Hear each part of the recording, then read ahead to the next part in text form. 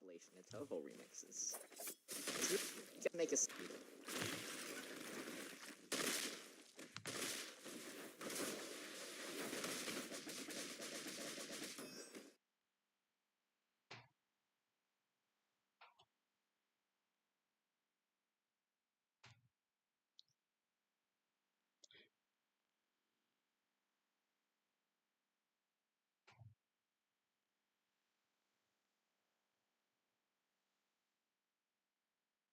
Hey, if you click this video, chances are you've heard this beat.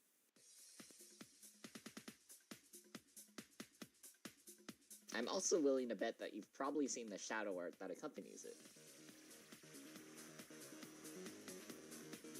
Bad Apple. The video is legendary, but also very complex.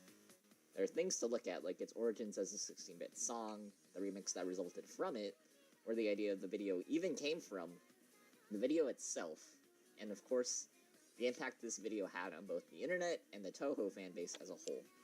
This is Bad Apple. Explained.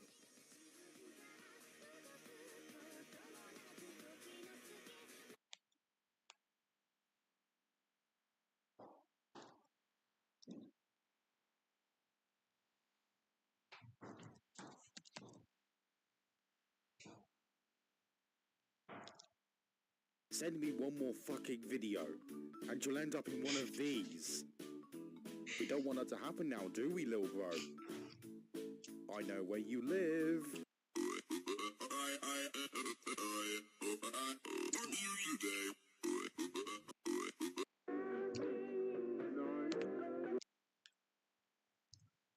Send me one more fucking video.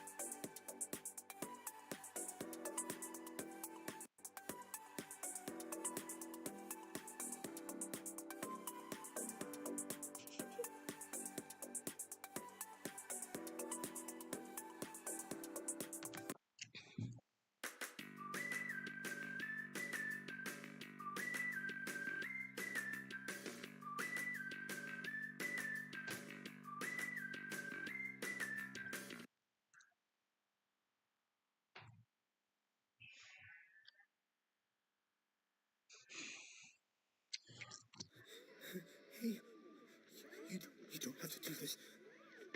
I'm sorry. What do you want?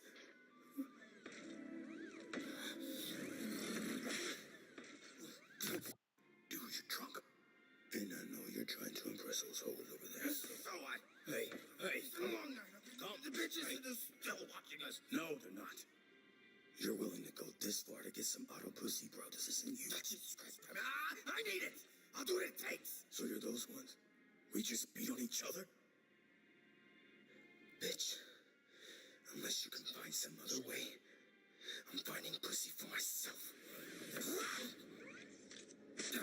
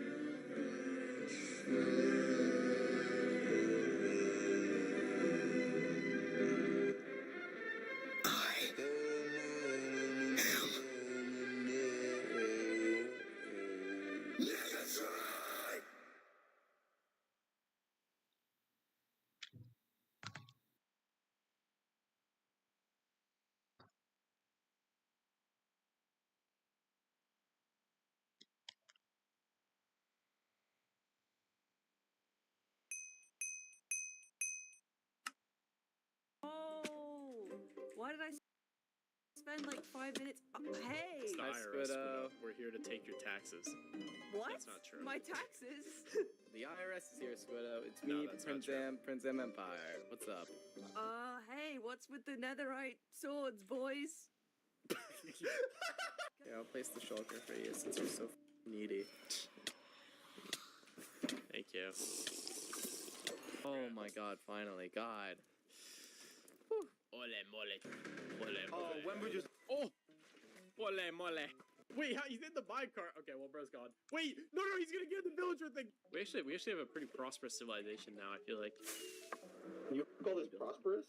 Okay. There's nothing. I don't think we've had any improvements in our quality of life. I think my Villagers. I mean, they hate me now. great grandfather lived in better conditions than this. What was your great grandfather? I'm just gonna mind pump you, I bro. don't know. You guys are haters. Some dude. I'm like with Zam, man. Sam's my boy. You're with Zam? Oh, I'm getting out of here. Bro, what? Ole mole, bro.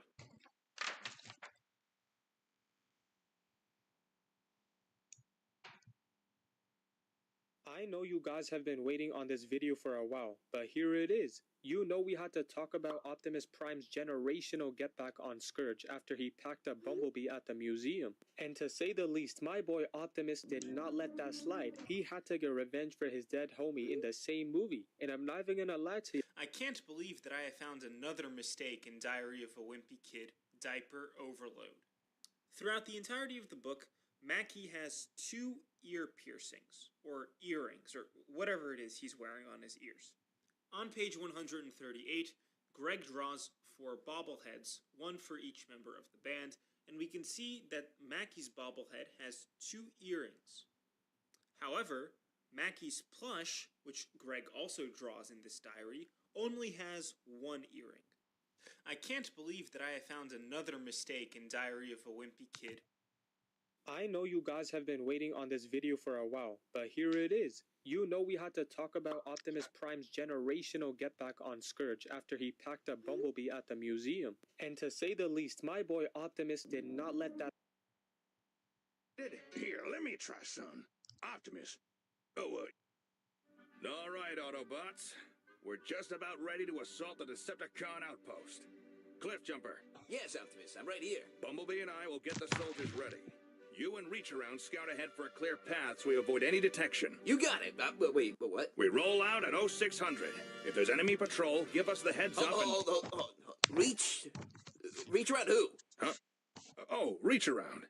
He's a new recruit. I want you to take him along for... That's really his name? Yeah? His name is Reach Around? Yes, his name is Reach Around. Who names an Autobot Reach Around? What's wrong with a name like that? I mean, it's just, it's just a bit of a strange name, don't you think? I wouldn't say it's strange at all.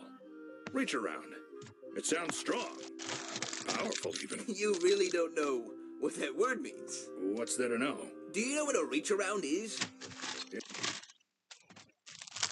If I had to assume, it's when you reach around something. Which is what we're going to do to infiltrate the Decepticon base. Okay, no, that's that. Oh, jeez, how do I even explain this? Look, if you're going to be weird about it, I can send you with someone else. I'm not saying I can't work with him. Well, you seem really distracted by this. And to be honest, we can't afford distractions right now. This assault has to happen today, because tomorrow's the Sabbath. But you know, Cliff Jumper, these new recruits, they need field experience. And you're someone I trust to show them the ropes. Well, I mean, thanks, Optimus. I'm happy to. Who else have you got? Each of you broke but good-for-nothing Rizless lowlifes who complete the first game will receive an equal share of the prize money. Okay. Now, if there are no further questions... Mr. Pink Teletubby, sir, what happens if we lose a game? You see, the thing is... Come on, dude, tell me, what's the big deal? No one's ever asked that question before, and it's kind of supposed to be a secret. Spit it out, Barney! You die... Like, yeah. Okay, sign me up. Yep, sounds good to me. Whoa, wait, what? Hate my life. I love to gamble. No pain, no gain. You people are insane! This game is Dalgona. Please listen carefully to the rules. To start, you will each be given a cookie with a shape on it. You must remove the... Bussin'. That's dangerous. You're eating your cookie. Yeah, it's a cookie. You're not supposed to eat it. Well, what am I supposed to do? Lick it? Oh my god. This dude never had a chance. Why is everyone acting like I just punched a baby? Because you bit into and broke the cookie, Kevin. Yeah, it's a cookie. They gave me a cookie. I'm eating a cookie. It's not like this is a life and death situation, bro. You're so stupid. You're stupid. I'm gonna eat yours too. Give it back. Oh no, he didn't. Oh, I'm telling you, man. I need this recipe. These cookies are to die for. I'm sorry, bro. I don't feel good about this. Wait, no. I can't. Take off your mask. Please, I can't. Do it. Okay. Bro, take off the glasses. Please, they'll never let me live. Take them off. Okay. What in... Can't be too careful. Take it all off. Okay. Not the suit, stupid. But worth a shot. Take off the glasses. Oh, fine.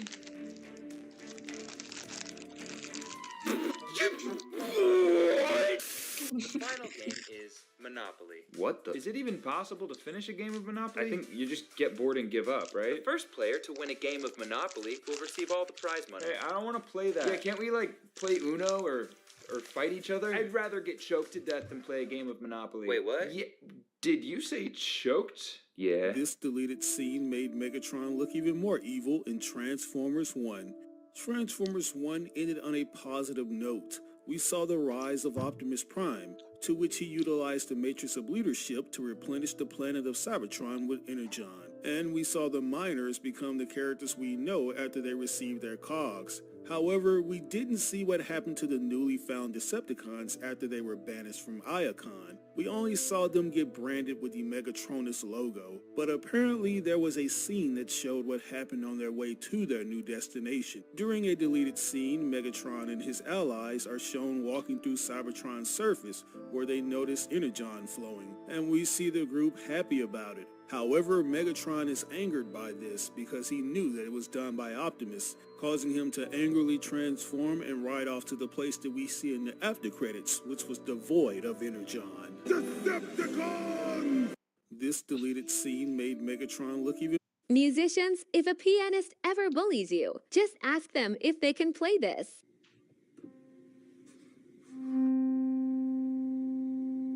Musicians, if a pianist ever bullies you,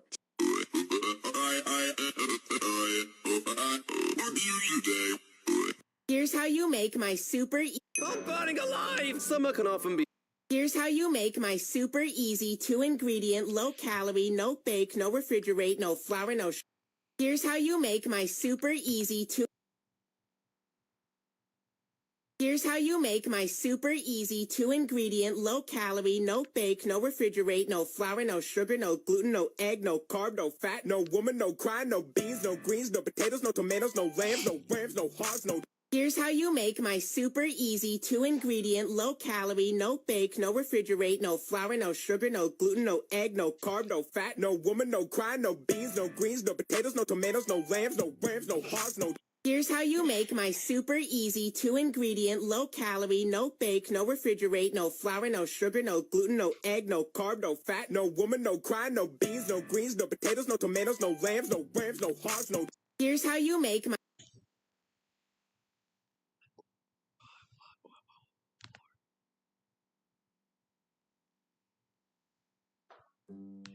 When the first asteroids were discovered over 200 years ago, they were celebrated as new planets, and the story goes that the rapid and overwhelming discovery of hundreds and then thousands more quickly convinced scientists that asteroids shouldn't be planets. But that is totally wrong. The real reason asteroids were demoted from planet status came nearly 100 years after the 100th asteroid was discovered, and decades after the 1000th, and had nothing to do with their quantity, but in fact, their quality. Of course, up until 1800, only 7 primary planets, objects that directly orbit the sun, only 7 primary planets had been discovered: Mercury, Venus, Earth, Mars, Jupiter, Saturn, and Uranus. But telescopes got better and we found more. A small 8th primary planet, Ceres, was discovered in 1801 between Jupiter and Mars, and then there was a surge of new planets discovered with almost identical orbits to Ceres: Pallas, Juno, Vesta, and more, and more, and more. It soon became clear that there was a band of small planets orbiting the sun between Mars and Jupiter, and so when describing the solar system, astronomers found it useful to group them together as the small planets, the minor planets, the planetoids, the asteroids, or the numbered planets, because eventually so many were being discovered discovered so quickly it was easier to keep track of them all with numbers rather than coming up with fancy names. But there wasn't yet any scientific reason to stop thinking of the asteroids as planets.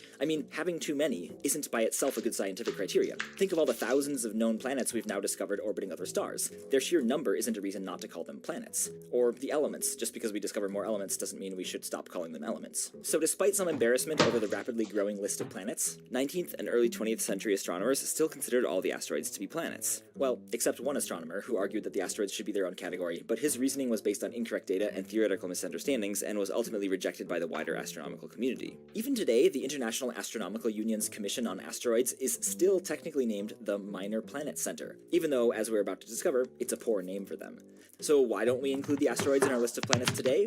Look at this analysis of scientific papers in the last 200 years. The term small planet and minor planet had consistent use relative to asteroid right up until 1953 when, boom, their use plummeted. This change wasn't because of a fear of a huge list of planets, nor from a vote by a bureaucracy, but instead from a scientific discovery. Asteroids, it turns out, are not just miniature versions of the larger planets, but are in fact fragments from the collisions and disintegration of other planets. This distinction matters because when planets form, the release of gravitational potential energy partially melts their interiors, causing heavy elements to sink to the core and lighter materials to float upwards, sorting into layers. If asteroids were formed like planets but smaller, they would each be made of a mix of materials, and would be too small to have enough energy to sort the materials into layers. If instead asteroids were relics from collisions between planets, each one would be a mostly homogeneous chunk of material from a single layer. And what astronomers figured out was that asteroids are definitely broken planet pieces. In fact, asteroids are literally classified into groups based on what materials they're made of. Out of the ridiculous number of objects in the asteroid belt, there are only 3 or 4 that we think formed on their own as a planet rather than being broken fragments. These 3 or 4 are the biggest: Ceres, Vesta,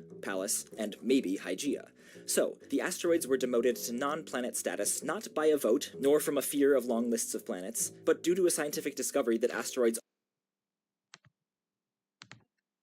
In Star Trek, the transporter moves you from one spot to another, saving on shuttle fuel and special effects budgets. In universe, it's the safest way to travel. Yes, sometimes 2 guys die horrible mutilated deaths under rare circumstances, but trillions of individuals transport to work every morning without a hiccup. But what if the transporter isn't as safe as claimed? What if the death rate isn't almost nothing%, but 100% because the transporter is a suicide box? First, how does the transporter work? There are technical manuals with pages and pages of hilariously over-specific details that yet say so little. Star Trek is nothing if not consistently inconsistent, but taking the most common elements, first the transporter scans you down to the quark, takes apart your atoms, and sends the pieces of you to the destination for reassembly. But is it you on the other end, or a copy that thinks it's you? Well, who is you? That's a hell of a big question, but let's try to be good scientists about it. We don't assume there's a magic part of you that can't be measured. After all, if it can't be measured, that means, by definition, it can't affect anything. So Occam's razor it away, and we take you as you seem to be, a collection of atoms arranged to think they're you. And because the arrangement of atoms in post-transport you is exactly the same as pre-transport, you must be you. Case closed. But you might still have this nagging feeling that your experience of stepping into the transporter will be a funny sound, a bright light, then nothingness eternal, while down on the planet a brand new life, complete with all your memories up to the moment before your death, popped into existence and assumed it's you. How could it otherwise? It lives a life as short as the mission, and a new creature with the memories of you both makes it back to the ship. If true, multiply this by all the life forms in all the ships in all the star systems, and this transport technology is a silent holocaust, which makes an average episode of Trek rather grim watching, and it's a small mercy when a crew member takes the turbo lift rather than site-to-site transport. But again, the measurements check out, so perhaps we're being paranoid and we're already late for our holiday on Ryza, so just step inside already. But atom reassembly is the optimistic version and can't be how the transporter really works, because sometimes accidents combine 2 crew into 1 or split 1 into 2. There aren't enough atoms in you to make a second you, so the transporter has to be turning atoms into energy and energy into atoms. You are destroyed, used to charge a battery, then recreated anew. This really seems like death, but the philosophy majors in the room are dying to bring up the ship of Theseus now, so fine. You take this ship on an adventure. As parts get worn, you replace each until eventually no piece is original. Dying to bring up the ship of Theseus now, so fine. You take this ship on an adventure. As parts get worn, you replace each until eventually no piece is original. When you return, is the ship of Theseus still the same ship of Theseus you left on? Seems so, and this is what your body does daily via eating, bringing in new atoms, and excreting, losing atoms. Compare to the Cutty Sark, a colonial tea-ship burned down and restored with new parts. Is it still the same Cutty Sark? The result is the same, all new parts, only the time it took is different. If you're happy ship of Theseusing through life, as you already do, then getting Cutty Sarked by transport shouldn't matter, right? However, step into a working transporter with a broken disassembler and death is revealed. Pre-transport and post-transport you can disagree on who is you, and when Scotty tells pre-transport you, sorry, the disassembler's broken, give us a minute to fix it, you aren't going to wait around. That a copy of you made it to the destination is no consolation. The transporter has to be a suicide box. Okay, so why worry about the metaphysical implications of fictional technology? Because the transporter points us to the problem of consciousness. We were quick to cut out the idea of the unmeasurable before because everything we can measure about the copy is identical. But there is something unmeasurably different. The transporter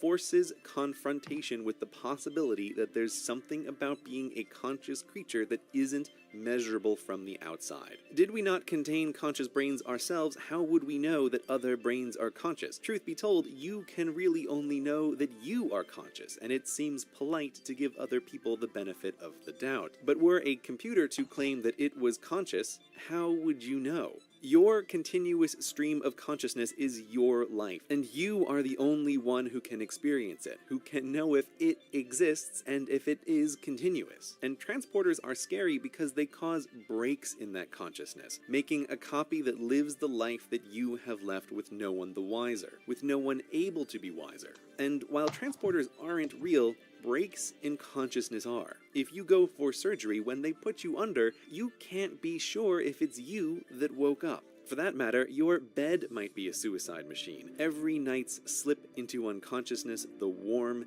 embrace of the Reaper. And every morning, the first and only day of a new creature's conscious life. It's impossible to know. Sleep well tonight.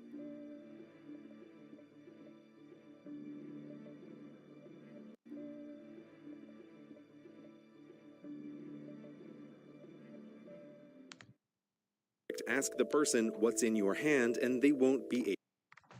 Your brain is two brains, two hemispheres, each doing half the work of being you. Half your vision goes to each and half your movement directed by each. Right controls left and left controls right. Your two brains coordinate through a wire of nerves, but this wire can be cut and was, for a time, used as an epilepsy treatment. After the cut, people seemed the same, though their brain was split in twain. Except some post-split patients describe that while selecting their morning outfit with right hand, left might come along to disagree. Actually, left hand might quite often disagree, which these split-brain patients found frustrating. What's happening? To investigate, remember, right brain sees and controls one half, while left brain controls and sees the other. But only left brain can speak. Hello. Because that's where the speech center is located. Right brain without this is mute. In normal brains, this doesn't matter because each half communicates across the wire with the other. But split brains can't, and thus you can show just the right brain a word, ask the person, what did you see, and you'll hear nothing. Because left speaking brain saw nothing. Meanwhile, right brain will use its hand to pick the object out of a pile hidden from left brain. This is deeply creepy.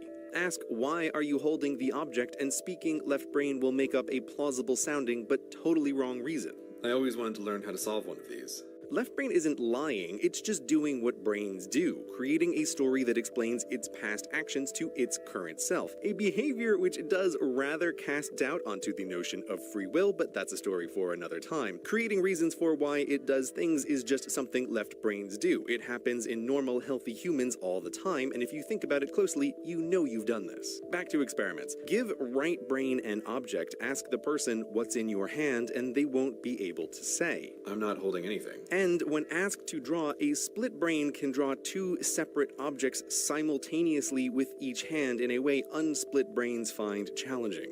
These experiments on split-brain patients are deeply unsettling because they really point in the direction of a mute, separate intelligence, something, living in the skull. You can even ask questions of a split brain and get disagreement on the answer. So if your brain is split, who is the you in this situation? From the outside, it's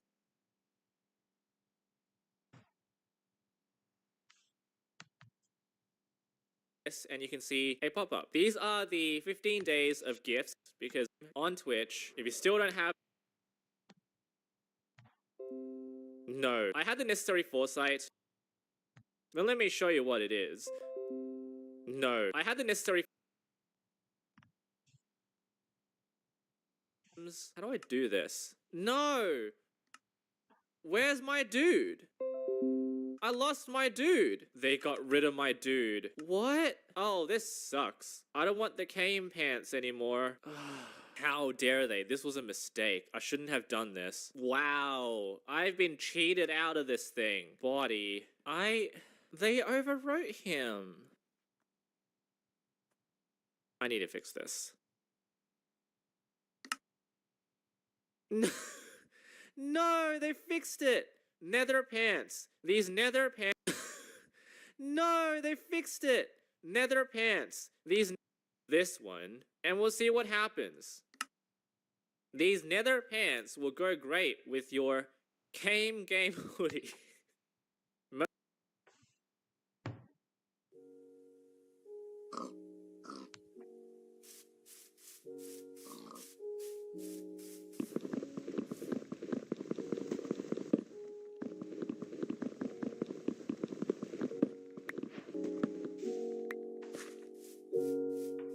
I just ruined your day. Build framework.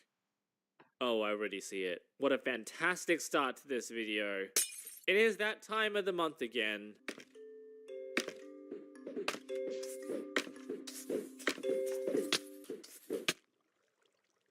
My solution to the new piston sound. While I prefer the original, I can see having almost silent pistons in some builds being really cool. Yeah, I've seen a lot of suggestions about this. Having wool carpets as a way to suppress noise. It is very practical and it does work, but I guess we're not doing this though.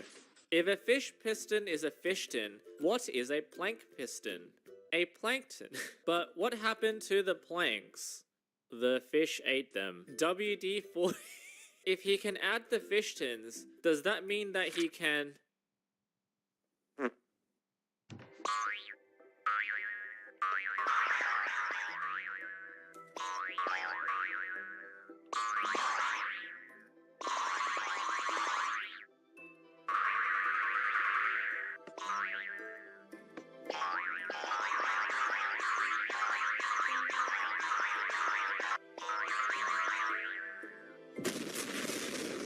I let mobs know exactly how I feel about them.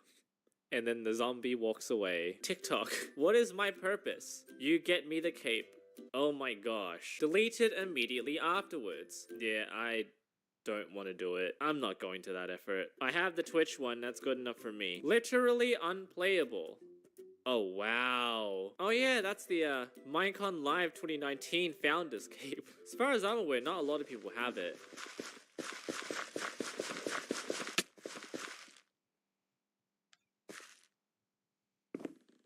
How the heck did you just get hurt? One oak we're still doing this.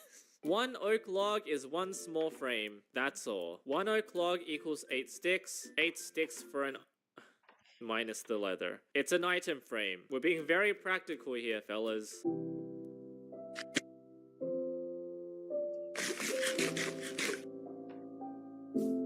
Why doesn't it work? Wait, what is it supposed to make? Like, light blue block, light blue lapis, or light blue bone? Except this can't be used directly as dye anymore. You gotta make this into this, a white dye. But we'll go with it. Lapis, bone block, block of light blue dye. It's just a light blue block with light blue dye on it. What we've always wanted.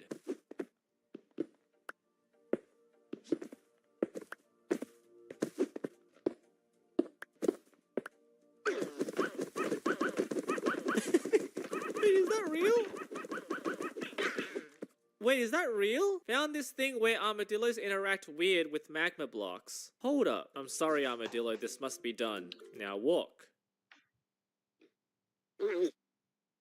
Okay, they're probably smarter on Java Edition. Alright, what about on Bedrock Edition, huh? Oi, that's cheating. Food for thought. How does Steve light the furnace? No items. He uses friction from himself. I mean, how does he light torches too? Steve at his prime barely breaks a stone block with his bare hands. Casually lifts 2 shulker boxes with 1,000 stacks of blocks of gold. This is what I'm talking about. Why are we questioning Steve's ability to create friction from his bare hands to light a torch and a furnace? Where does Steve get polish from? I don't know, man. Steve does a lot of things we don't quite comprehend.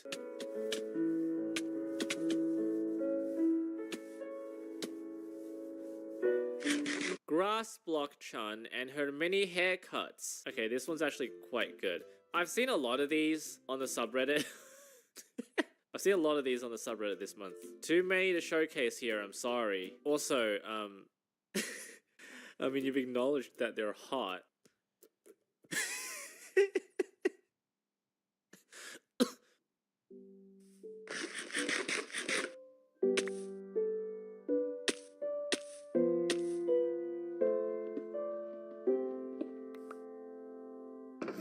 Wait, what the hell just happened? Wait, how'd you... It's on a loop, too. We have copper doors and trapdoors, but where are the copper buttons and pressure plates? Oh, we don't have iron buttons or iron pressure... Oh, wait, we do have iron pressure plates. Mojang has done it again with their 15th anniversary wallpapers. Misaligned emerald block and not even in pixel perfect. Hold on, what is this? Where can I find this wallpaper? Found it! Social theme. Celebrate diversity with a wallpaper that resonates with you. Black History Month. Oh my god, I see it. It's so obvious too. It's left and up. This actually oh god. Why did I have to see this? Why is this working? I can make fire. What is bro reading? Pretty sure that's not from the actual live stream. Hey Jens, do you have the results? Yes, I have them right here in my chest. I don't know what that is. Something this way.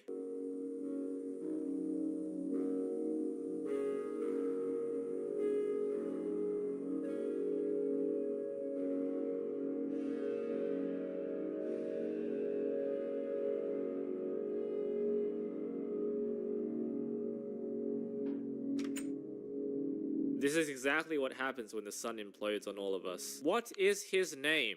This is the body deck, a deck of playing cards where each card is a coronal slice of a human body. We made it because everything's better with a skinless man inside, and because poker's more fun when you're learning anatomy, and Go Fish is more fun when you feel like Victor Frankenstein. You'll be getting one soon if you're subscribed to the Curiosity Box, but this began as an idea I had a few years ago when I was trying to visualize a fourth spatial dimension. I can turn a shape into its mirror image by rotating it in a higher dimension, but I can't rotate this guy in a higher dimension because I can't access the fourth. However, a higher dimensional rotation is like taking something's front and back and smashing them through each other. And I can do that with this guy because he's sliced. Right now, his left arm is raised, so his reflection's right arm will be raised. Now see that his back is on top? Well, if I reverse the order of the cards, I will be putting his back on the bottom and his face on the top without turning him around. He is now raising his right hand. He can become his own mirror image in real life. Oh, yeah, by the way, the hearts do contain the heart. This is the body deck, a deck of playing cards where each card is a coronal slice of a human body. We made it because everything's better with a skinless...